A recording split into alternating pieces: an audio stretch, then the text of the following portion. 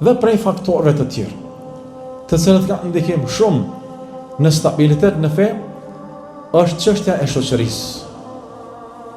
Le ta sheh besimtari se kush janë ata persona me të cilët po shoqërohet, se kënë e ka shoqëri.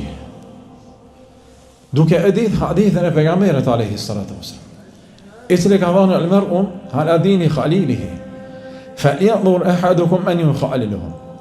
Ka thënë pejgamberi alayhi salatu wasallam, njeriu është në fen e shokut të vet. Prandaj le të shikoj mirë se me kënë po shoqërohet.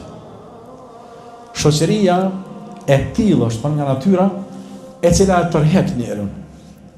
E tërheq në eprat e tyre. Ashtu çfarë i pëlqen shoqërisë, çashtu shkon edhe personi.